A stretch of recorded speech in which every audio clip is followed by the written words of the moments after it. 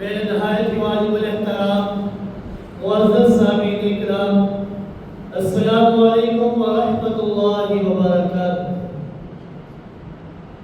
جیسا کہ آپ حضرات کو معلوم ہے کہ گزشتہ کئی خطبات سے میں آپ حضرات کے سامنے نماز اور نماز کے اندر پڑھے جانے والے کلمات کی تفسیر، تشریح اور ترجمہ بیان کر رہا ہوں۔ آج بھی اپنی بات کو وہیں سے آگے بڑھاؤں گا۔ گزشتہ جمعہ مبارک میں آپ حضرات کے سامنے سورہ فاتحہ کو مکمل کیا تھا کہ وہ سورہ فاتحہ کہ جس کو اللہ رب العزت نے نمازی اور اپنے درمیان برابر برابر تقسیم فرمایا ہے کہ انسان اللہ کی حمد و ثنا کرتا ہے، اللہ کی بزرگی اور کبریائی بیان کرتا ہے، قیامت کے دن کا مالک اکیلا رب کو سمجھتا ہے، پھر رب سے کہتا ہے اے اللہ ہم تیری ہی عبادت کرتے ہیں، تجھے ہی سے مدد مانگتے ہیں۔ پھر اللہ رب العزت اسی نمازی بندے سے کہتے ہیں کہ اے میرے بندے، جب تو نے میری تعریف بیان کی، میری کبریائی کا، میری بزرگی کا اقرار کر لیا، مجھے قیامت کے دن کا مالک سمجھ لیا اور عبادت صرف اکیلے میں اللہ کی، تو اب اللہ رب العزت تجھ سے کہہ رہے ہیں کہ اے میرے بندے مانگ مجھ سے کیا مانگتا ہے۔ تو یہ نمازی بندہ اس دنیا کے اندر رہنے کے باوجود اپنے رب سے اس دنیا کی کوئی شے نہیں طلب کرتا، اس دنیا کا مال و دولت طلب نہیں کرتا، اس دنیا کا بیلنس تبدل نہیں کرتا، اس دنیا کی گاڑیاں، کوٹھیاں، بنگلے نہیں مانگتا، بلکہ رب سے کیا مانگتا ہے؟ رب سے مانگتا ہے اہدنا الصراط المستقیم، اے اللہ مجھے صراط مستقیم عطا فرما۔ صراط مستقیم کیا ہے؟ سیدھا رستہ کون سا ہے؟ وہ سیدھا رستہ کہ جس رستے کے اوپر چلنے والے لوگوں پر تو نے اپنے انعامات کی برسات فرمائی۔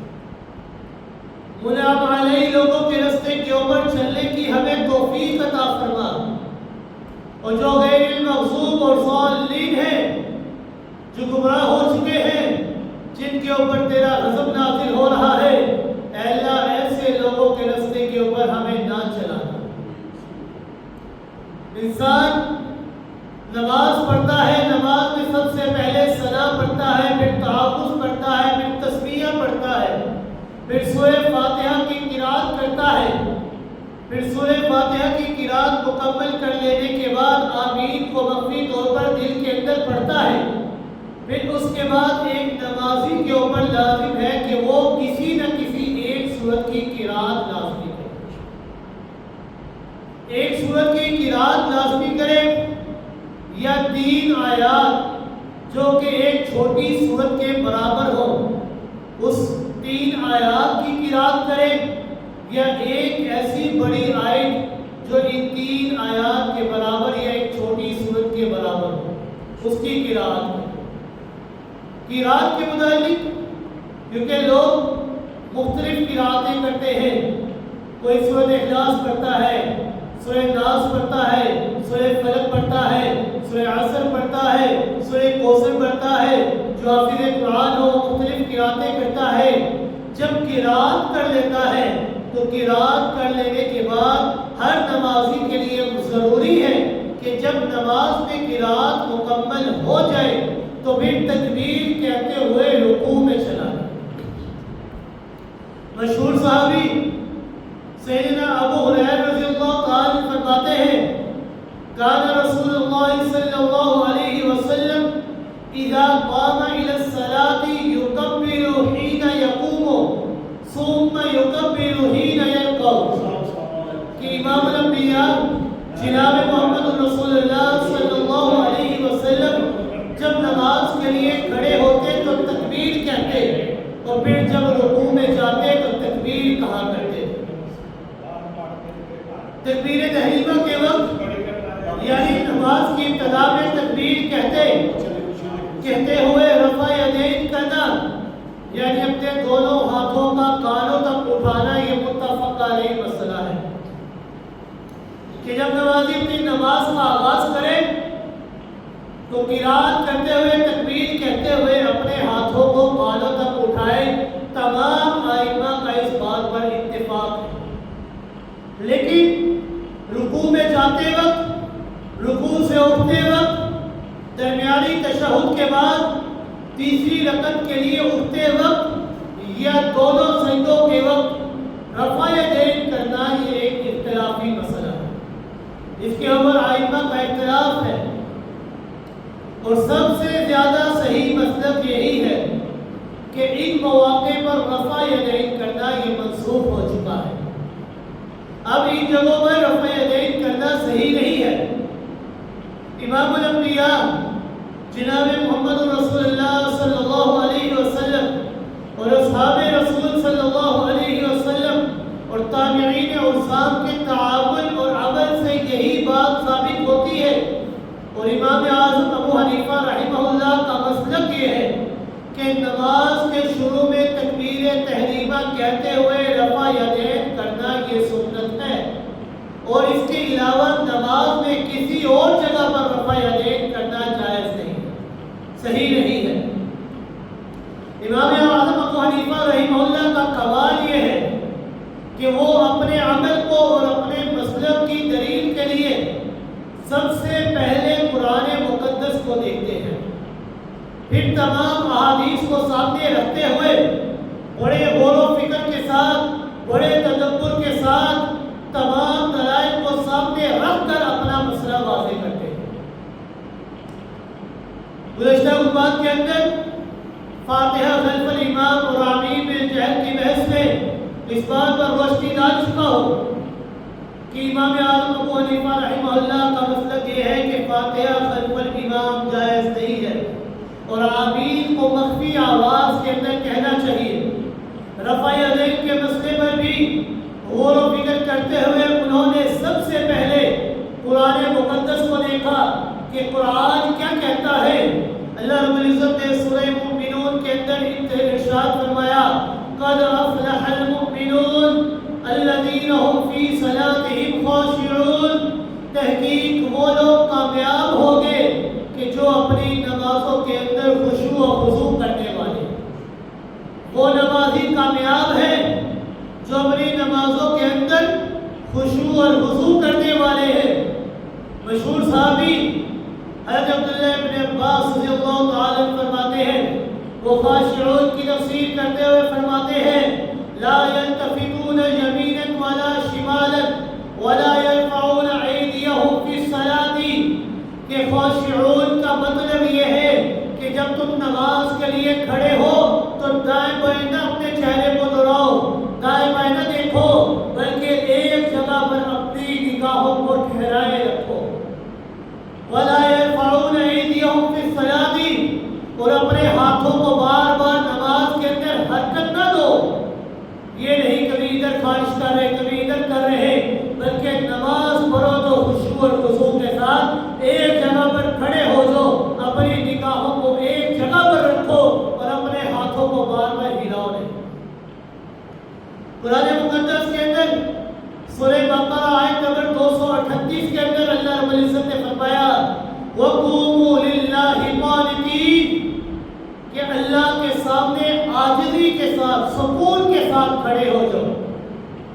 مجھے یہ بات بتانے کی ضرورت نہیں کہ زیادہ حرکت کرنے کے اندر عاجزی نہیں رہتی.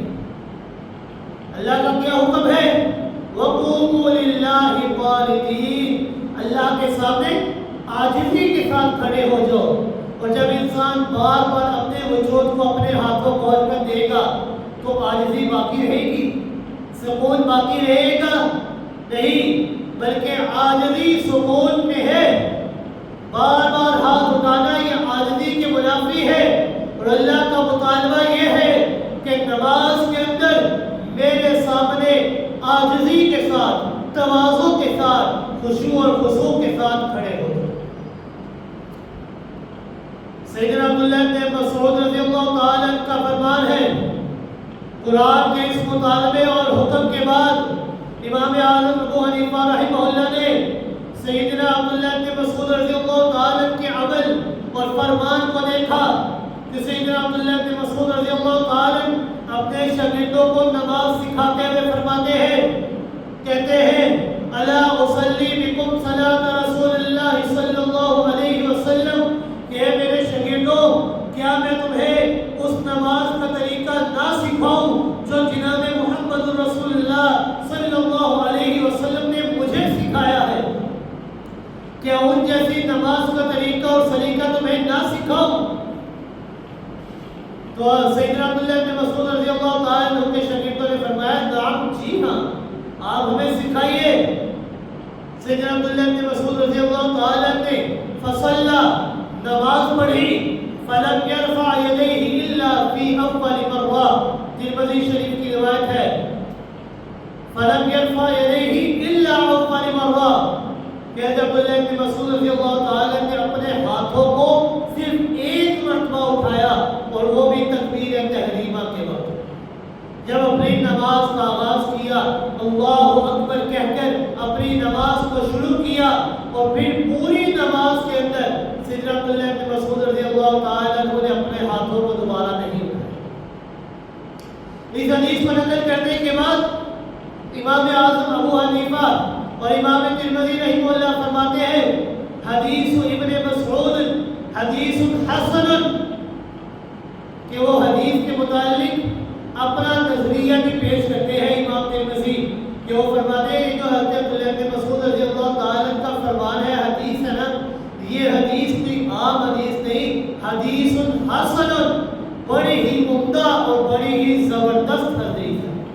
ويقول به غير واحد من أهل العلم من أصحاب النبي والتابعين وهو قول سفيان وأهل الكوفة، اور حضرت عبداللہ بن مسعود رضی اللہ تعالیٰ کی حدیث حسن ہے، اور بے شمار اہل علم اور صحابہ اکرام اور تابعین یہ اسی بات کے قائل ہیں کہ نماز کے اندر اپنے ہاتھوں کو صرف ایک مرتبہ اٹھانا چاہیے، وہ بھی تکبیر تحریمہ کہتے ہوئے، اپنی نماز کا آغاز کرتے ہوئے۔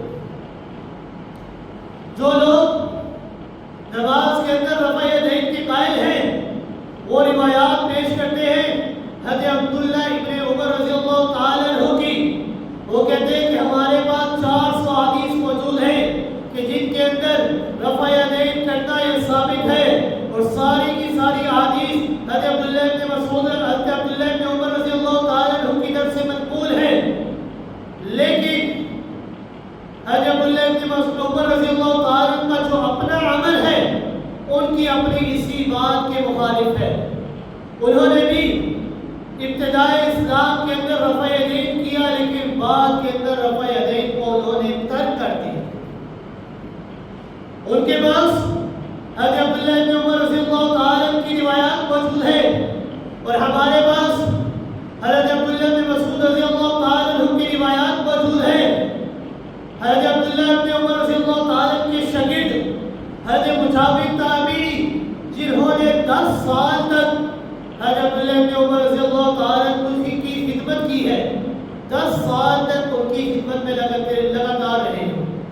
وہ کہتے ہیں صلیت خلف ابن عمر فلم یکن یرفع یدیہ الا فی تکبیر الاولی من الصلاۃ، جو ان کے اپنے خادم ہیں جنہوں نے 10 سال تک خدمت کی ہے، وہ کہتے ہیں کہ میں نے حضرت عبداللہ ابن عمر رضی اللہ تعالیٰ کے پیچھے کئی نمازیں ادا کی ہیں، لیکن ہر نماز کے اندر میں نے یہی بات دیکھی ہے کہ انہوں نے صرف ایک بات اپنے ہاتھوں کو اپنے کانوں تک اٹھایا، وہ بھی صرف تکبیر تحریمہ کے وقت۔ ان کا اپنا عمل یہ ان کے اپنی اس بات کے خلاف ہے۔ پھر لطفی بات یہ ہے کہ حضرت ابن عمر رضی اللہ تعالیٰ سے ایک روایت پہلی روایت کے بالکل برعکس ملتی ہے کہ وہ فرماتے ہیں کہ نبی کریم صلی اللہ علیہ وسلم تکبیر تحریمہ کہتے ہوئے رفع یدین کیا کرتے تھے، مگر جب رکوع میں جاتے ہوئے، رکوع سے اٹھتے ہوئے اور دونوں سجدوں کے درمیان وہ رفع یدین نہیں کیا کرتے۔ جہاں پر ایک جانب ان سے رفع یدین کرنے کا ثبوت مل رہا ہے، وہیں پر ان سے اس کے خلاف بھی کر رہا ہے کہ رفع یدین کرنا ابتدائی اسلام کے اندر تھا، لیکن بعد کے اندر اس کو اس کے اوپر یہ منسوخ کا حکم نازل کیا گیا کہ رفع یدین ختم ہو چکا ہے۔ ہمارے لیے تمام کے تمام صحابہ کرام یہ محترم اور مکرم ہے، صادق اور امین ہے، مگر صحابہ کرام کے درمیان یہ مابین علمی درجات ہیں۔ اللہ رب العزت نے بعض کو بعض کے اوپر فضیلت عطا فرمائی ہے، کسی کا مقام دوسرے سے زیادہ ہوا کرتا ہے۔ ان دونوں صحابہ کرام کا موازنہ کر لیجیے، حضرت عبداللہ ابن عمر اور سیدنا عبداللہ ابن مسعود رضی اللہ تعالی عنہ، اور پھر دیکھ لیجیے کہ کون زیادہ بھاری ہے۔ سیدنا عبداللہ ابن عمر رضی اللہ تعالی عنہ یہ وہ صحابی رسول ہیں کہ وہ عمر کے اندر اتنے چھوٹے تھے کہ غزوہ احد کے اندر، غزوہ بدر کے اندر ان کو کم سن ہونے کی وجہ سے، کم عمر ہونے کی وجہ سے جہاد کے اندر شرکت کی اجازت نہ مل سکی۔ اور حضرت عبداللہ بن مسعود رضی اللہ تعالی یہ وہ صحابی رسول ہیں کہ جن کے متعلق السابقون الاولون کا لقب موجود ہے، کہ السابقون الاولون کہ پہلے اسلام لانے والوں میں سیدنا عبداللہ بن مسعود رضی اللہ تعالی عنہ ہے، بلکہ اسلام قبول کرنے میں حضرت عبداللہ بن مسعود رضی اللہ تعالی عنہ کا 5واں یا 6واں نمبر ہے۔ سیدنا عبداللہ بن مسعود رضی اللہ تعالی عنہ یہ امام الانبیاء جناب محمد رسول اللہ صلی اللہ علیہ وسلم کے اتنے قریب ترین لوگوں میں شمار ہوتے ہیں کہ باہر سے آنے والے لوگ شروع میں کے اندر یہ سمجھتے تھے کہ سیدنا عبداللہ بن مسعود رضی اللہ تعالی عنہ کہ ان کے گھر کا ہی ان کے گھرانے کا کوئی فرق ہے، یعنی اتنے قریب ترین رہا کرتے تھے۔ آپ صلی اللہ علیہ وسلم کے خادم خاص تھے۔ آپ صلی اللہ علیہ وسلم سیدنا عبداللہ بن مسعود رضی اللہ تعالی عنہ کے کو اپنا جوتا اور اپنا مسواک پکڑایا کرتے تھے۔ اسی لیے حضرت عبداللہ بن مسعود رضی اللہ تعالی عنہ کا ایک لقب پڑ گیا صاحب السواک والنعلین، یعنی امام الانبیاء جناب محمد رسول اللہ صلی اللہ علیہ وسلم کا مسواک اور جوتا اٹھانے والا۔ پھر ابن مسعود رضی اللہ تعالی عنہ کا علمی مقام یہ ہے کہ خود فرماتے ہیں کہ قرآن مقدس کی کوئی سورت، کوئی آیت ایسی نہیں ہے کہ جن کے بارے میں مجھے علم نہ ہو کہ یہ سورت، یہ آیت کہاں پر اتری ہے اور کیوں اتری ہے۔ یعنی اتنا علم اللہ رب العزت نے کو عطا فرمایا۔ کیوں؟ کیونکہ سیدنا عبداللہ بن مسعود رضی اللہ تعالی ساری زندگی دین اسلام کو قبول کرنے کے بعد جناب محمد رسول اللہ صلی اللہ علیہ وسلم کی خدمت میں ہی لگے ہوئے۔ سیدنا عبداللہ بن مسعود رضی اللہ تعالی سے ایک روایت ہے، وہ بھی سن لیجیے۔ تو فرماتے ہیں صلیت مع النبی ومع ابی بکر ومع عمر رضی اللہ تعالی عنہما فلم يرفعوا ایدیہم الا عند التکبیر الاولی فی افتتاح الصلاۃ، کہ وہ فرماتے ہیں کہ میں نے جناب محمد رسول اللہ صلی اللہ علیہ وسلم کے ساتھ نماز ادا کی، میں نے سیدنا صدیق اکبر رضی اللہ تعالی عنہ کے ساتھ 5 وقت نماز ادا کی، میں نے سیدنا فاروق اعظم رضی اللہ تعالی عنہ کے ساتھ 5 وقت نماز ادا کی، لیکن جب میں ان کی نماز کے اندر غور و فکر کرتا ہوں تو میں اسی نتیجے کے اوپر پہنچتا ہوں فلم يرفعوا ایدیہم الا عند التکبیر الاولی فی افتتاح الصلاۃ، کہ میں نے ان کی نماز کے اندر غور و فکر کیا تو میں اس نتیجے پر پہنچا کہ نہ ہی جناب محمد رسول اللہ صلی اللہ علیہ وسلم نے، نہ ہی سیدنا صدیق اکبر رضی اللہ تعالی عنہ نے، نہ ہی سیدنا فاروق اعظم رضی اللہ تعالی عنہ نے اپنے ہاتھوں کو بار بار اٹھایا، بلکہ اٹھایا تو صرف ایک ہی بار اٹھایا، اور وہ کس وقت عند التکبیر الاولی فی افتتاح الصلاۃ، اپنی نماز کے آغاز کے اندر تکبیر اولی کہتے ہوئے اپنے ہاتھوں کو اپنے کانوں تلوں تک اٹھایا، اور اس کے علاوہ اپنے ہاتھوں کو انہوں نے دوبارہ نہیں اٹھایا۔ بہت ساری روایات ایسے ہیں، اور صحابہ کرام رضوان اللہ تعالی علیہم اجمعین کا عمل اس بات پر ہے کہ وہ نماز کے اندر رفع یدین کے قائل نہیں تھے۔ حضرت علی رضی اللہ تعالی سے بھی روایت موجود ہے کہ وہ بھی فرمایا کرتے تھے یرفعون ایدیہم إلا في افتتاح الصلاة کہ وہ جب نماز کا آغاز کرتے تو تکبیر تحریمہ کہتے ہوئے اپنے ہاتھوں کو اپنے کانوں تک اٹھایا کرتے تھے۔ ائمہ میں سے جو حضرات رکوع میں جاتے ہوئے اور اٹھتے ہوئے رفع یدین کے قائل ہیں وہ صرف استحباب کی حد تک قائل ہے کہ یہ مستحب عمل تھا، پہلے دین اسلام کے اندر جائز تھا، لیکن دین اسلام کے اندر آہستہ آہستہ یہ رد و بدل ہوتا رہا۔ اسی طرح نماز کے اندر بھی آہستہ آہستہ تبدیلی ہوتی رہی۔ جس طرح دور نبوت کے اندر وحی کے ذریعے دوسری اسلامی احکام کے اندر تبدیلی ہوئی ہے، اسی طرح نماز کے احکام کے اندر بھی تبدیلی ہوئی۔ نماز کے احکام کے اندر تبدیلی یہ ہوئی کہ پہلے دین اسلام کے اندر دور آغاز کے اندر نماز کے اندر سلام کا جواب دینا، کلام کرنا یہ جائز تھا، لیکن اللہ رب العزت نے نماز کے اندر سلام کے جواب دینے کو اور کلام کرنے کو ہمیشہ ہمیشہ کے لیے ممنوع کر دیا۔ جس طرح دین اسلام کے اندر دیگر احکامات کے اندر آہستہ آہستہ رد و بدل ہوا، اسی طرح نماز کے اندر بھی آہستہ آہستہ رد و بدل ہوتا ہے۔ جس طرح پہلے سلام کا جواب دینا، کلام کرنا یہ جائز تھا، لیکن بعد میں اس کو ممنوع کر دیا گیا، اسی طرح ابتدائی دور کے اندر نماز کے اندر تکبیر تحریمہ اور رکوع کے علاوہ بھی کئی جگہوں پر رفع یدین ہوا کرتا تھا، لیکن بعد کے اندر اس کو منسوخ کر دیا گیا جب یہ آیت مبارکہ نازل ہوئی وَقُومُوا لِلَّهِ قَانِتِينَ، اپنے رب کے سامنے عاجزی کے ساتھ کھڑے ہو جاؤ۔ تو تکبیر تحریمہ کے علاوہ باقی تمام جگہوں کے اوپر رفع یدین کو ختم کر دیا، رفع یدین بالکل ختم ہو گیا، متروک ہو گیا اور منسوخ ہو گیا۔ اب یہ نماز کے اندر جو رفع یدین ہے وہ صرف ایک ہی جگہ پر ہے، وہ بھی نماز کا آغاز کرتے ہوئے جب انسان نماز شروع کرتا ہے، اللہ اکبر کہہ کر نماز کے اندر داخل ہوتا ہے، تو اس اللہ اکبر کہتے ہوئے اپنے ہاتھوں کو اپنے کانوں کی لو تک اٹھائے۔ باقی تمام جگہوں پر یہ رفع یدین منسوخ ہو چکا ہے، اور اکثریت لوگوں کی جو رفع یدین کے قائل ہے، پہلے دین اسلام کے اندر یہ سجدے کے اندر جاتے ہوئے درمیانے سجدے کے اندر ایک سجدہ کیا، پھر تشہد کے لیے انسان بیٹھا، پھر اس کے بعد دوبارہ سجدے کے اندر گیا، دوسرے سجدے کے لیے بھی جب تکبیر کہا جاتی تھی، پہلے اس تکبیر کے اندر بھی انسان اپنے ہاتھوں کو کانوں کی لو تک اٹھاتا تھا، وہاں پر بھی رفع یدین موجود تھا، لیکن وہ منسوخ ہو جاتا ہے۔ لوگ منسوخ کہتے ہیں کہ وہ رفع یدین منسوخ ہو گیا ہے۔ اب جواب یہی ہے کہ جس طرح سجدے کے اندر رفع یدین منسوخ ہو گیا ہے، اسی طرح رکوع میں جاتے ہوئے، رکوع سے اٹھتے ہوئے رفع یدین کو منسوخ کر دیا گیا۔ پہلے تھا یہ صرف استحباب کے عمل تھا، اب رفع یدین کو منسوخ کر دیا گیا ہے۔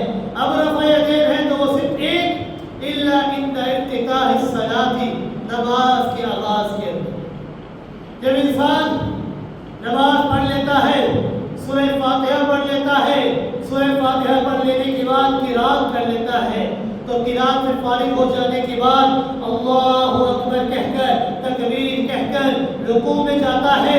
قرآن مقدس کے اندر اللہ رب العزت نے ارشاد فرمایا، سورہ حج ہے، آیت نمبر 77 ہے، رب کائنات فرماتے ہیں یا ایھا الذین آمنوا ارکعوا، اے ایمان والو رکوع کرو۔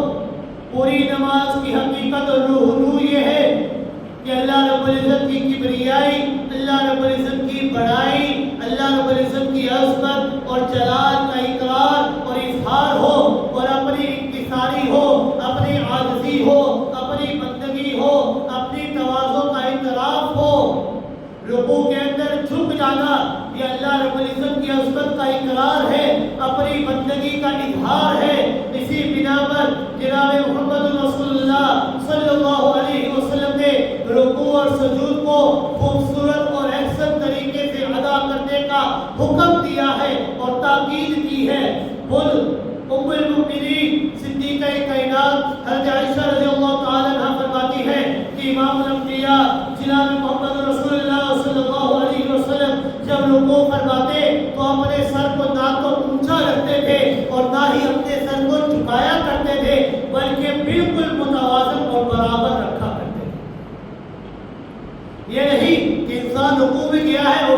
رہا ہوں.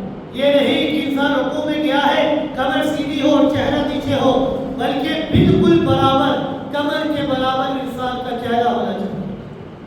حضرت ابو حمید رضی اللہ تعالیٰ فرماتے ہیں کہ نبی کریم صلی اللہ علیہ وسلم جب رکوع فرماتے تو اپنے دونوں ہاتھوں کو اپنے دونوں گھٹنوں پر رکھ لیتے، گویا کہ دونوں گھٹنوں کو پکڑے ہوئے ہوتے. ایک صحابی رسول فرماتے ہیں کہ نبی کریم صلی اللہ علیہ وسلم جب رکوع کرتے تو آپ صلی اللہ علیہ وسلم کی پیٹھ مبارک، کمر مبارک یہ اتنی سیدھی اور برابر ہوا کرتی تھی کہ اگر کوئی انسان آپ صلی اللہ علیہ وسلم کی کمر مبارک کے اوپر پانی بھی گرا دینا تو وہ بھی ایک جگہ کے اوپر ٹھہر جائے. بالکل اونچی نہیں ہوتی تھی کہ پانی نیچے کدھر پھیل جائے، اتنی نیچے نہیں ہوتی تھی کہ اپنے پانی آگے کدھر ڈھلک جائے، بلکہ بالکل برابر اور متوازن ہوا کرتی تھی. رکوع کرتے ہوئے نمازی کا سر پشت کے ساتھ برابر ہونا چاہیے، ہاتھوں کی انگلیاں کشادہ ہونی چاہیے، اور رکوع میں نمازی کی نظر یہ سجدے والی جگہ پر ہونی چاہیے. پھر رکوع کے اندر انسان کو تسبیح پڑھنی چاہیے، کم سے کم 3 مرتبہ یہ تسبیح پڑھے. سبحان ربی العظیم، سبحان ربی العظیم، سبحان ربی العظیم. کہ میرے اللہ تو شریکوں سے پاک ہے، تو عظمتوں والا ہے، شریکوں سے پاک ہے میرا رب جو کہ عظمتوں والا ہے. یہ تسبیح کو 3 مرتبہ رکوع کے اندر ادا کریں. یہ 3 بار تسبیح کا پڑھنا یہ ادنا درجہ ہے. 3 مرتبہ پڑھے، 5 مرتبہ پڑھے، 7 مرتبہ پڑھے، تاک عدد کے اندر جتنی مرضی مرتبہ پڑھ سکتا ہے پڑھے. یہ 3 مرتبہ تسبیح کا پڑھنا یہ ایک ادنا درجہ ہے.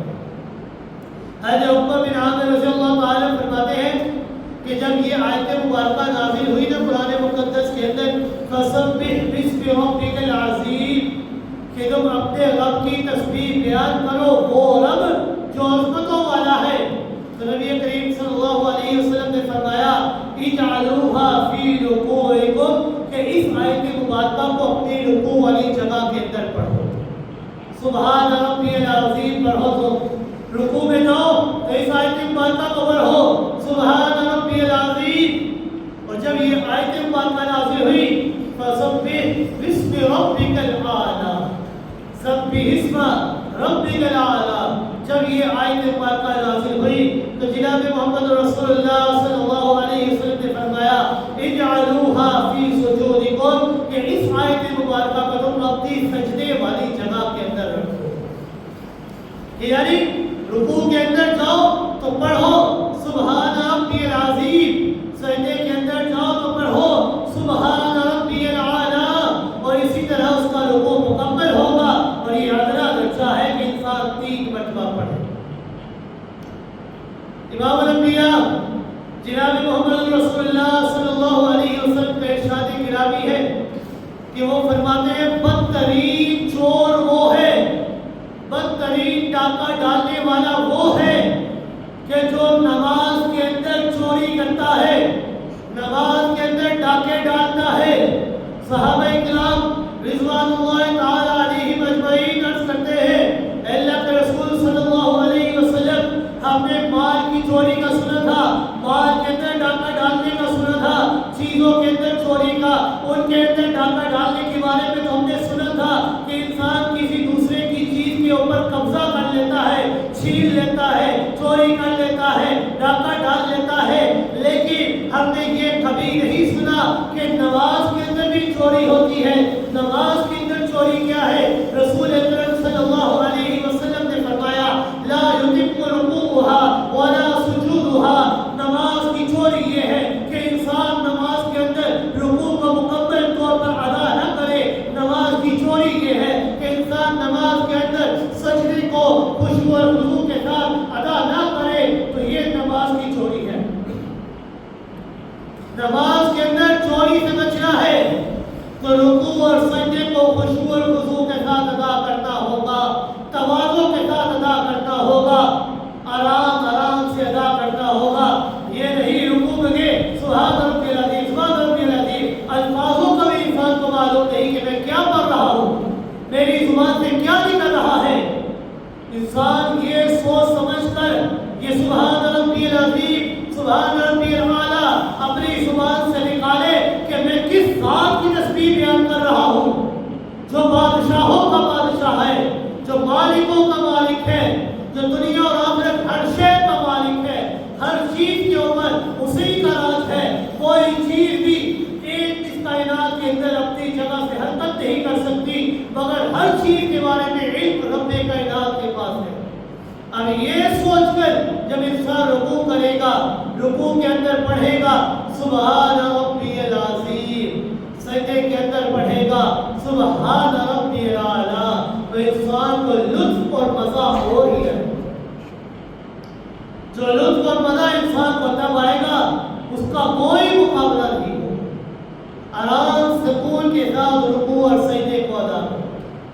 بدترین چور وہ ہے جو نماز کے اندر چوری کرے۔ نماز کے اندر چوری کیا ہے؟ لا یتم رکوعها ولا سجودها، کہ نماز کے رکوع اور سجدے کو کامل طور پر ادا نہ کرنا، یہ نماز کے اندر چوری ہے۔ رکوع مکمل ہو جائے تو نمازی کو چاہیے کہ سمیع اللہ لمن حمدہ، سمیع اللہ لمن حمدہ کہے۔ اس کا ترجمہ کیا ہے کہ اللہ نے اس کی بات سن لی کہ جس نے رب کی تعریف بیان کی۔ سمیع اللہ لمن حمدہ کہتے ہوا سیدھا کھڑا ہو جائے تسلی اور اطمینان سے۔ یہ سمیع اللہ لمن حمدہ کہہ کر سیدھا کھڑے ہونے کو اس کو قوما کہا جاتا ہے، اور یہ جو قوما ہے یہ واجب ہے، اس کا ادا کرنا ضروری ہے۔ یہ نہیں سمیع اللہ لمن حمدہ ربنا لک الحمد اور فوراً نیچے، بلکہ آرام سے کھڑا ہو، سمیع اللہ لمن حمدہ کہہ کر کھڑا ہو، آرام سے پڑھے ربنا لک الحمد، پھر آرام سے انسان سجدے کے اندر جائے، جلد بازی نہ کرے، اس قومے کو مکمل طور پر ادا کرے، کیونکہ قومے کی ادائیگی یہ انسان کے اوپر واجب ہے۔ اگر واجب بھی مکمل انسان نہ ادا کرے تو کس طرح نماز مکمل ہوگی؟ سیدنا ابو ہریرہ رضی اللہ تعالیٰ فرماتے ہیں کہ امام الانبیاء جناب محمد رسول اللہ صلی اللہ علیہ وسلم نے ایک شخص کو نماز سکھاتے ہوئے فرمایا ثم ارکعوا حتی تطمئن، پھر تم رکوع کرو یہاں تک کہ تم پوری تسلی کے ساتھ رکوع کرو، یعنی جلد بازی سے نہیں بلکہ اطمینان سے رکوع کرو۔ ثم ارفع حتی تعتدل قائما، پھر تم کھڑے ہو سمیع اللہ لمن حمدہ کہہ کر کھڑے ہو، حتی تعتدل قائما، یہاں تک کہ تم برابر سرابر کھڑے ہو جاؤ، تمہارے سارے اعضاء اپنی جگہ پر پہنچ جائیں، کمر بالکل سیدھی ہو جائے، گردن بالکل سیدھی ہو جائے، ہاتھ بالکل سیدھے ہو جائے۔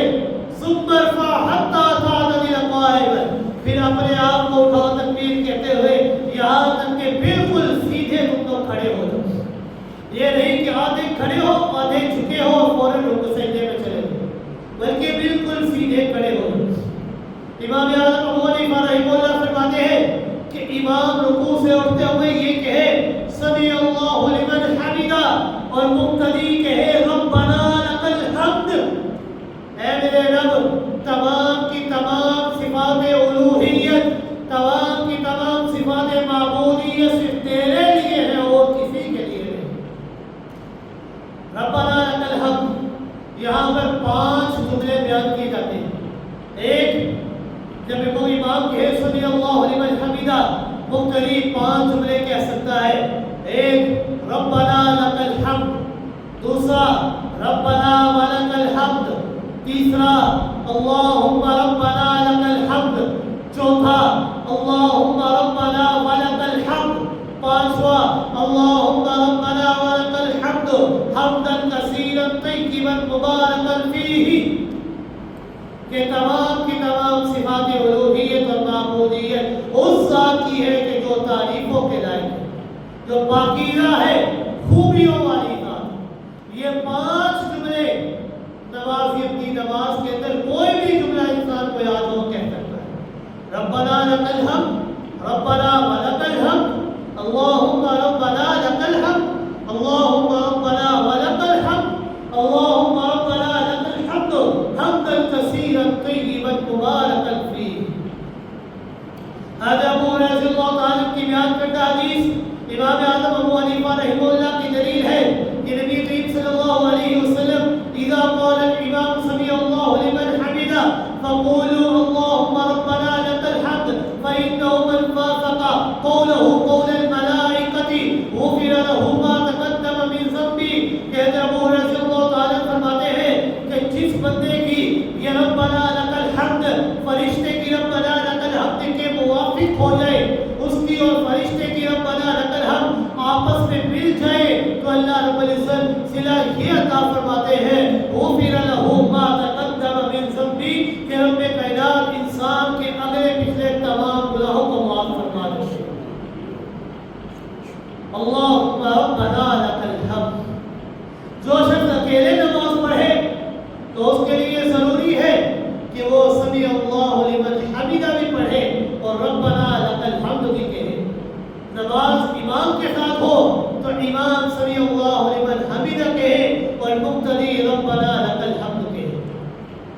سمیع اللہ لمن حمدہ کہ اللہ رب العزت نے اس شخص کی بات کو سن لیا کہ جس شخص نے اس ذات کی تعریف بیان کی.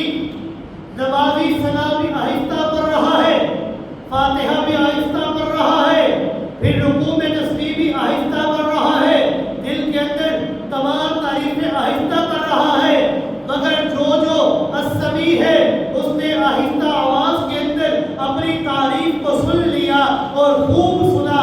اللہ رب العزت نے قرآن مقدس کے اندر اپنی صفت السمیع کا تذکرہ کئی جگہوں پر ذکر فرمایا ہے. کئی انبیاء کرام کی دعاؤں میں یہ صفت کا تذکرہ کیا ہے. جد الانبیاء سیدنا ابراہیم خلیل اللہ علیہ السلام کی دعاؤں میں اسی صفت کا تذکرہ بڑے خوبصورت انداز کے اندر کیا ہے. سیدنا ابراہیم خلیل اللہ علیہ السلام رب کائنات کے سمیع ہونے کی صفت کا تذکرہ کرتے ہوئے فرماتے ہیں بیت اللہ کی تعمیر کر رہے ہیں، بیت اللہ کی تعمیر کرتے ہوئے اپنے رب کے سامنے دعا کرتے ہیں. کیا دعا کرتے ہیں؟ سورہ بقرہ ہے، آیت نمبر 127 ہے. کیا دعا کرتے ہیں؟ ربنا تقبل منا. اے میرے اللہ ہم سے یہ ساری محنت کو قبول فرما لینا. ربنا تقبل منا. اے اللہ ہم سے اس ساری کاوش کو قبول فرما لینا، ساری دعاؤں کو قبول فرما لینا. کیوں؟ انک انت السمیع العلیم. کیونکہ تمام دعاؤں کا سننے والا کون ہے؟ اکیلا اللہ ہے. تمام دعاؤں کو جاننے والا کون ہے؟ العلیم کون ہے؟ اکیلا اللہ ہے. سیدنا ابراہیم خلیل اللہ علیہ السلام نے ایک موقع پر ایک اور دعا ذکر کی جسے اللہ رب العزت نے قرآن مقدس کا حصہ بنایا. اللہ رب العزت نے فرمایا الحمدللہ الذی وہب لی علی الکبر اسماعیل و اسحاق ان ربی لسمیع الدعاء. کہ تمام صفات الوہیت، تمام صفات معبودیت، تمام صفات کارسازی اس اللہ کے لیے ہے کہ جس نے مجھ ابراہیم کو بڑھاپے کی حالت کے اندر اسماعیل جیسی نعمت عطا فرمائی، جس نے مجھ ابراہیم کو بڑھاپے کی حالت میں اسحاق جیسی دولت سے مالا مال فرمایا. وہ رب، وہ مالک، وہ داتا، وہ کارساز ان ربی لسمیع الدعاء. کیوں صفات الہیت اس کے لیے ہے، کیوں صفات معبودیت اس کے لیے ہے؟ اس لیے ان ربی لسمیع الدعاء میری تمام دعاؤں کو سننے والا اکیلا اللہ ہے. ان ربی لسمیع الدعاء میری تمام دعاؤں کو سننے والا اکیلا میرا رب ہے جو تمام کی دعاؤں کو سننے والا ہے. جب وہ حضرت مریم جب وہ امید سے ہوئی، کہا اے میرے مولا میرے پیٹ کے اندر جو امانت ہے نا اسے میں تیرے گھر کے لیے وقف کرنے کے لیے نظر مانتی ہوں. تو کن الفاظوں کے اندر نظر مانتی ہے؟ انک انت السمیع العلیم. ان الفاظ سے نظر مانتی ہے کہ اللہ میں اپنی اس اولاد کو تیرے گھر کے لیے وقف کرتی ہوں. کیوں؟ میری تمام باتوں کو سننے والا اور جاننے والا تو ہے. حضرت زکریا علیہ السلام بڑھاپے کے اندر ایک بیٹے کے لیے اپنے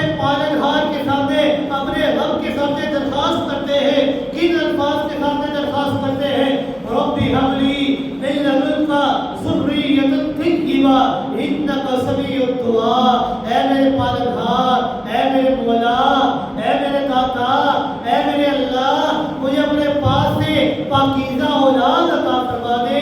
کیوں؟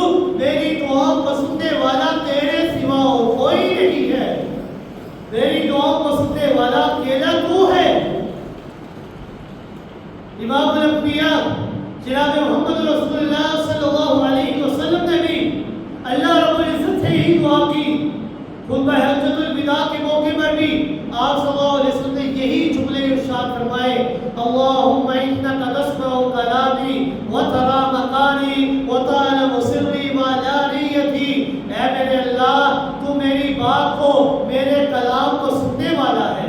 اے میرے اللہ، میں جہاں بھی ہوں، جس حال میں ہوں، تو میرے تمام حالات سے واقف ہے۔ اے میرے اللہ، میرے ظاہر کو، میرے باطن کو اگر کوئی جانتا ہے تو تو ہی جانتا ہے، اور کوئی نہیں جانتا۔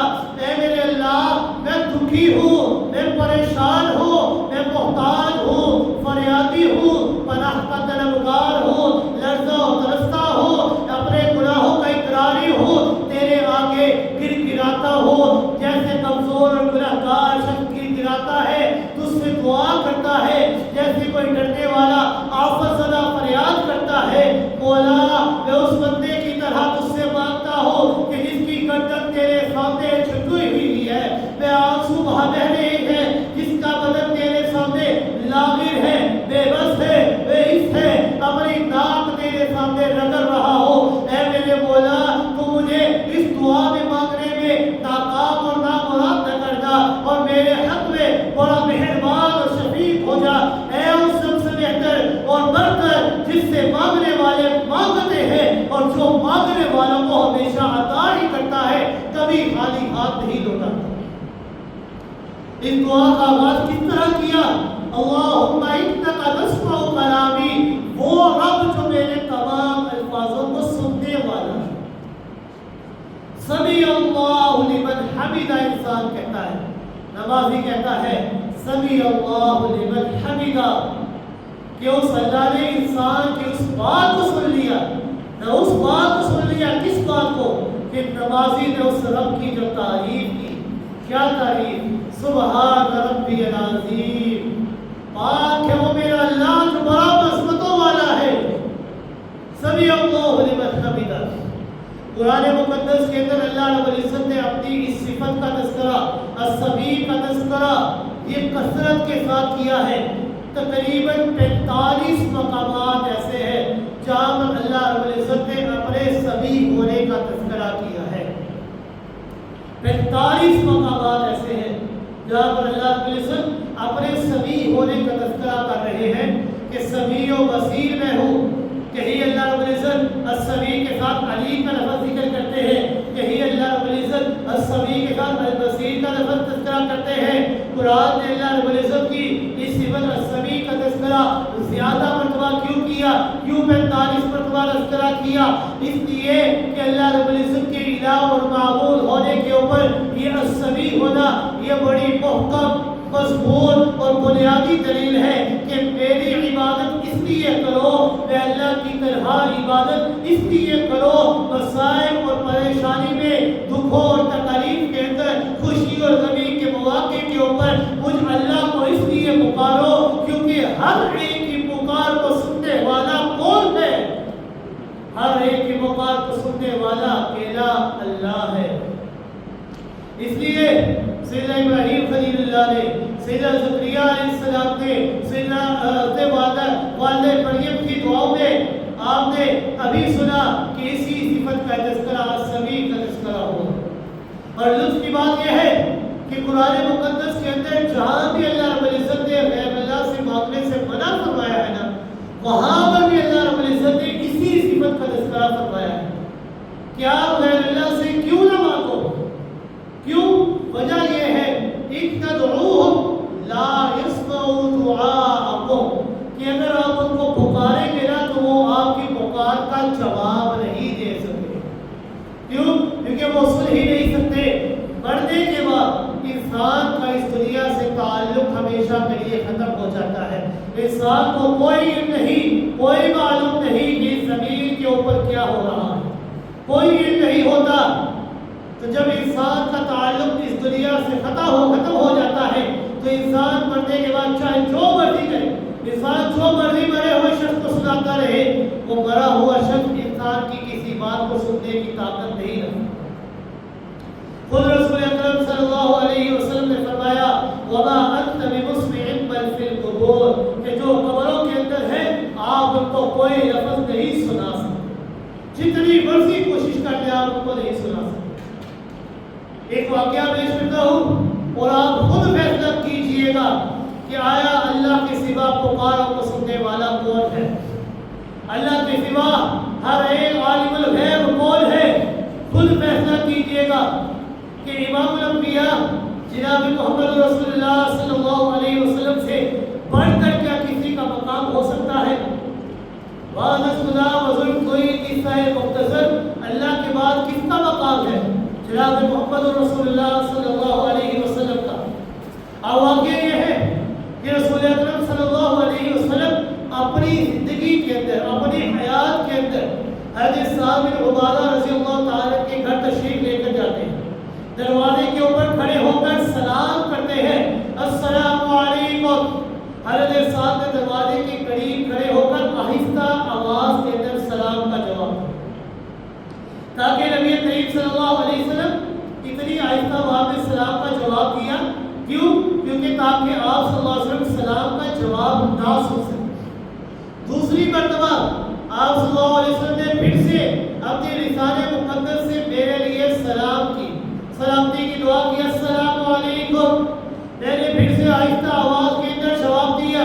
آپ صلی اللہ علیہ وسلم نے پھر سے تیسری مرتبہ سلام کیا، السلام علیکم۔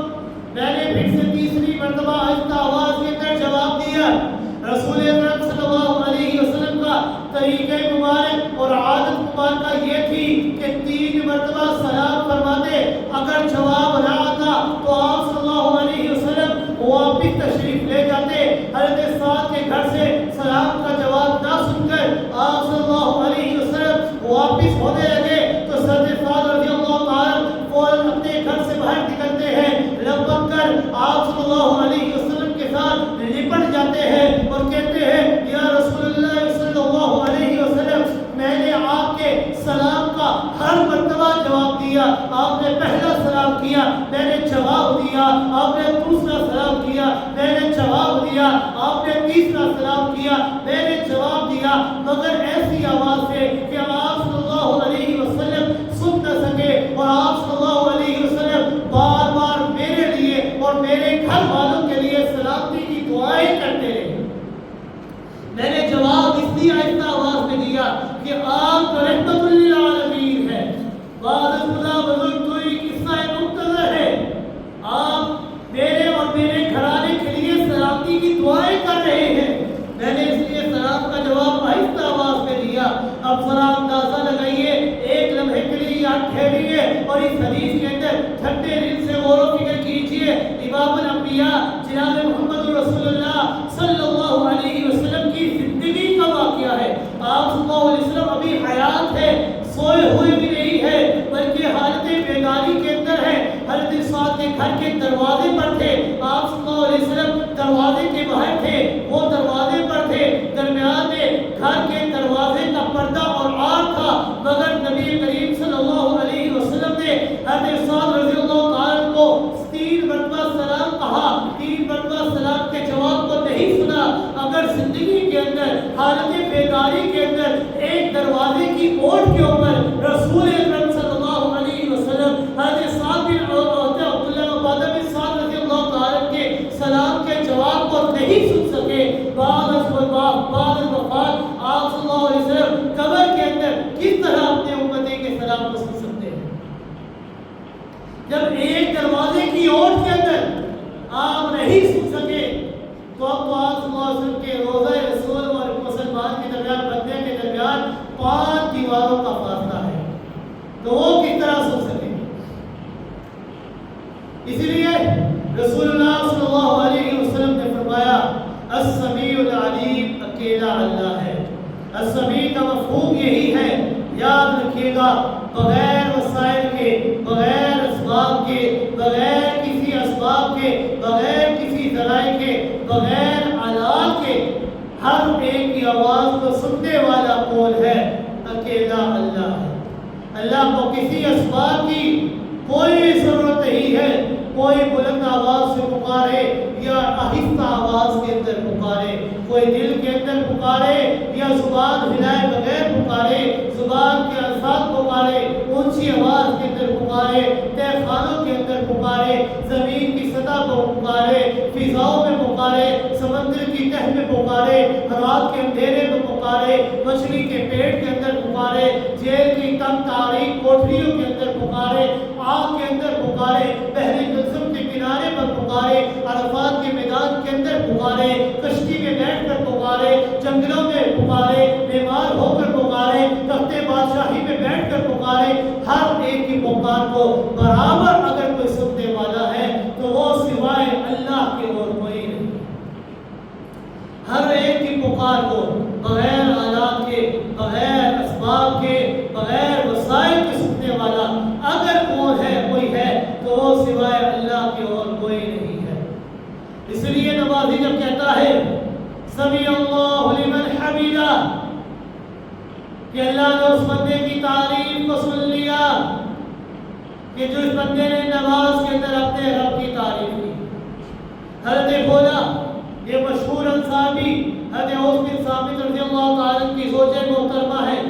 حضرت اوس یہ بڑھاپے کی حالت میں غصے کی وجہ سے وسیل ہو گئے، بڑے غصے میں آ گئے، مزاج کے اندر تیزی آ گئی، چڑچڑاپن آ گیا تھا۔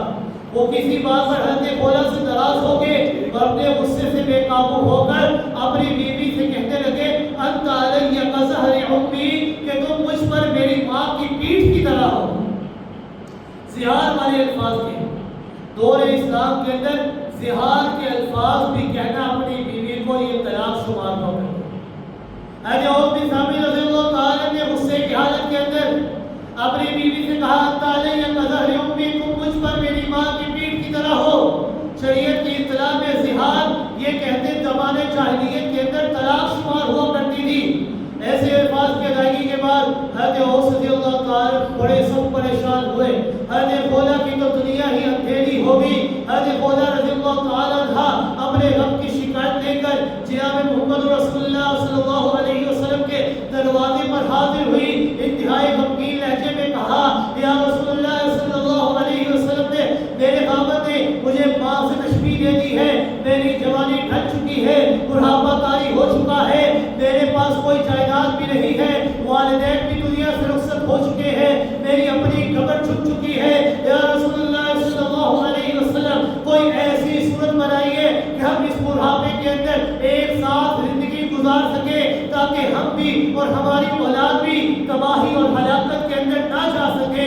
امام الانبیاء جناب محمد رسول اللہ صلی اللہ علیہ وسلم نے خولا کی غم اور پریشانی کو، غم بھری داستان کو سن کر فرمایا کہ اے خولا، قانون بنانا یہ میرا منصب نہیں ہے، میرا منصب ہے قانون نافذ کرنا، قانون بنانا یہ خالق کائنات کا منصب ہے۔ اللہ رب العزت کی طرف سے ابھی تک اس کے بارے میں کوئی حکم نہیں نازل ہوا، ابھی تک جو حکم ہے یہ زہار، یہ طلاق کی شمار ہوگی، میں اپنی مرضی سے کوئی فیصلہ نہیں کر سکتا۔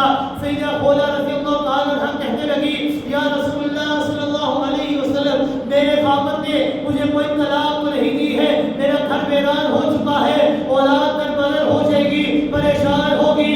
امام الانبیاء جناب محمد رسول اللہ صلی اللہ علیہ وسلم نے خولا کا تکرار اور جھگڑا کرنے کا انداز دیکھ کر فرمایا کہ خولا میرے سامنے درخواست نہ کرو، بلکہ درخواست اس ذات کے سامنے کرو جس ذات کا قانون ہے، جس ذات کا منصب ہے قانون بنانا، اس کے آگے ذات و قطع ہو کر اللہ رب العزت سے کہو تیری پریشانی اور تیرے غم کا بداوا کرنے والی ذات اور اختیار اگر کسی کے پاس ہے تو وہ صرف رب کائنات کے پاس ہے، میرے پاس نہیں ہے۔ اب حضرت خولا رحمت کائنات صلی اللہ علیہ وسلم کی موجودگی میں حضرت صدیقہ کائنات حضرت عائشہ رضی اللہ تعالیٰ عنہ کے حجرے کے اندر اپنے دونوں ہاتھوں کو آسمان کی جانب اٹھاتی ہے اور فریاد کرتی ہے، درخواست کرتی ہے اے میرے مہربان مولا، اپنے مہربان مولا کے سامنے درخواست پیش کرتی ہے۔ قرآن کہتا ہے وَتَشْتَكِي إِلَى اللَّهِ کہ خولا نے اپنی شکایت اور اپنے مقدمے کو اللہ رب العزت کی عدالت کے اندر پیش کیا. کہنے لگی یا من یرا ما فی الزمین ویسمع انت المعد لکل ما یتوقع. اے میرے مولا تو دلوں کے راز جانتا ہے، ہر ایک کی پکار کو سنتا ہے، جو بھی تجھ سے امیدیں وابستہ کرتا ہے تو ان امیدوں کو یقین کے اندر تبدیل کر دیتا ہے، ان امیدوں کو پورا کر دیتا ہے.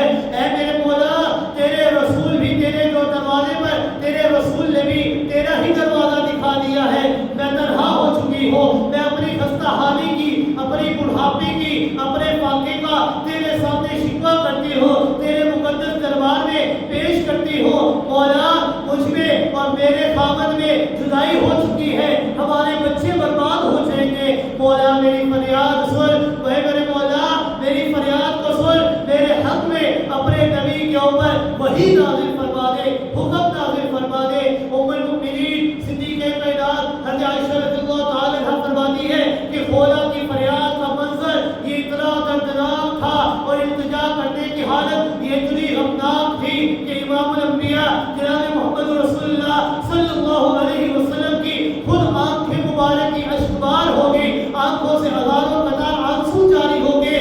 ابھی خولا کی دعا جاری ہی تھی کہ امام الانبیاء جناب محمد رسول اللہ صلی اللہ علیہ وسلم کے اوپر حضرت جبریل امین وحی لے کر آگے. ادھر خولا رو رو کر دعا کر رہی ہے، گر گرا کر دعا کر رہی ہے، ادھر جبریل امین وحی لے کر آگے ہے. کیا کہتے ہیں رسول اکرم صلی اللہ علیہ وسلم نے فرمایا ابشری یا خولا، اے خولا مبارک ہو، اللہ رب العزت نے تیرے بارے میں قرآن مقدس کی آیت نازل فرما دی ہے. جاہلیت کے قانون کو، جاہلیت کے دور کے قانون کو ختم فرما دیا ہے. کیا ختم فرمایا؟ قد سمع اللہ قول التي تجادلك في زوجها وتشتكي الى الله والله يسمع تحاوركما ان الله سميع بصير. کہ بے شک اللہ رب العزت نے اس عورت کی بات کو سن لیا جو آپ صاحب اور جو آپ صلی اللہ علیہ وسلم کے سامنے اپنے شوہر کے بارے میں تکرار کر رہی تھی، جھگڑ رہی تھی، درخواستیں کر رہی تھی اور اپنے اللہ کے سامنے رب رنج و غم کی پریشانی کا شکوہ کر رہی تھی. اللہ رب العزت نے ان دونوں کی گفتگو کو سن لیا، سوال و جواب کو سن رہے تھے. بے شک اللہ رب العزت نے فرمایا ان اللہ سمیع بصیر. اللہ رب العزت کی ذات وہ ذات ہے جو ہر ایک کی باتوں کو سننے والی اور ہر چیز کو دیکھنے والی ہے. رب کائنات نے حکم دیا کہ جاؤ، میں اللہ رب العزت جاہلیت کے قانون کو ختم کر دیتا ہوں. اگر کوئی زہار بھی کرتا ہے تو وہ زہار طلاق شمار نہیں ہوگی. فدیہ ادا کرو، 100 مسکینوں کو کھانا کھلاؤ دن رات کا. یہ اللہ رب العزت اس زہار کو ختم فرما دے. اللہ رب العزت کی ذات یہ وہ ذات ہے کہ انسان پکارے تو صحیح، اللہ ہر انسان کی پکار کو سننے والا ہے. اب نمازی کیا کہتا ہے؟ رکوع کے جانے کے بعد رکوع سے جب اٹھتا ہے تو کیا کہتا ہے؟ سمیع اللہ لمن حمدہ. اللہ رب العزت نے اس آیت کے اندر وہی الفاظ فرمائے قد سمیع اللہ. اللہ رب العزت نے سن لیا، کیونکہ حالت ظاہر میں اور حالت باطن کو سننے والا، جاننے والا اکیلا اللہ. نمازی کہتا ہے سمیع اللہ لمن حمدہ. اللہ رب العزت نے اس بندے کی بات کو سن لیا کہ جس بندے نے رب کی تعریف کی. اگر نمازی مقتدی ہے یا اکیلے نماز پڑھ رہا ہے تو اس نے یہ آ کے یہ جملہ کہتا ہے سمیع اللہ لمن حمدہ کہہ کر کہے گا ربنا لک الحمد، کہ اللہ رب العزت تمام صفات الوہیت، تمام صفات معبودیت تیرے لیے ہے، تیرے سوا کسی اور کے لیے نہیں ہے. حمدن کثیرا طیبا مبارکا فیہ، تیرے لیے حمد ہے، پاکیزگی بھی تیرے لیے ہے اور برکتوں والی ذات بھی تو ہی ہے. پھر انسان سمیع اللہ لمن حمدہ کہہ کر ربنا لک الحمد کہے گا، پھر اس کے بعد تکبیر کہتا ہوا سجدے کے اندر چلا جائے گا. پھر جب سجدے میں جائے گا پہلے گھٹنا زمین پر رکھے گا، پھر ہاتھوں کو زمین پر رکھے گا، پھر اپنی ناک کو زمین کے اوپر رکھے گا اور پھر پیشانی کو زمین کے اوپر رکھے گا. رسول اکرم صلی اللہ علیہ وسلم نے فرمایا کہ اے انسان، اے نمازی، 7 ہڈیوں کے اوپر سجدہ کرو.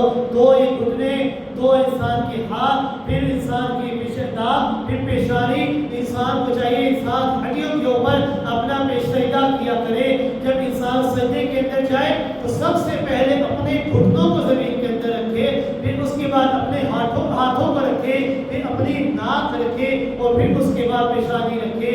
پھر اس کے بعد جب سجدے میں چلا جائے اور پھر کہے سبحان ربی الاعلی, پاک ہے وہ ذات جو بڑی بلند و بالا ہے, جو بڑی برتر ہے, جس کا مقابلہ کوئی نہیں کر سکتا, جس کا کوئی مد مقابل نہیں ہے.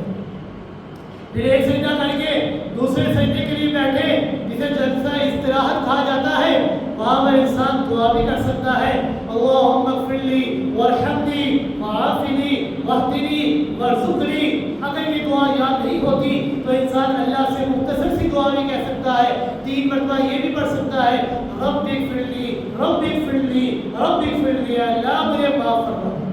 پھر تکبیر کہہ کر دوسرا سجدہ کرے گا اور اپنے پیروں کو زمین سے نہیں اٹھائے گا بلکہ اپنے پیروں کو زمین کے ساتھ ہی رکھے گا. انسان سجدہ کرے گا, سجدہ کرنے کے بعد انسان پھر دوسری رکعت کے لیے کھڑا ہو. یہاں تک سجدے کے متعلق ہم نے بات کی ہے کہ انسان جب نماز پڑھتا ہے نماز کے ایک ایک لفظ کے متعلق غور و فکر کرے, نماز کے ایک ایک لفظ کو سمجھ کر اپنے رب کے سامنے کھڑے ہو کر نماز ادا کرے گا نا, تو انسان کو معلوم ہوگا کہ میں کس ہستی کے سامنے کھڑا ہو کر نماز ادا کر رہا ہوں. وہ ہستی ہے جو بادشاہوں کا بادشاہ ہے, جو مالک الملک ہے, جو دنیا اور آخرت کا مالک ہے. یہ سمجھ کر جب انسان رب کے سامنے کھڑا ہوگا اور انسان کو معلوم ہوگا کہ میں اپنی زبان سے جو لفظ نکال رہا ہوں اس لفظ کا مطلب اور مقصد کیا ہے, تو انسان کو نماز پڑھنے کا لطف اور مزہ اور ہی جاتا ہے. تو اللہ رب العزت سے دعا ہے کہ اللہ رب العزت ہمیں نماز کے اندر پڑھے جانے والے کلمات کا ترجمہ اور تفسیر صحیح معنوں میں سمجھنے کی اور اس کے اوپر عمل کرنے کی توفیق عطا فرمائے.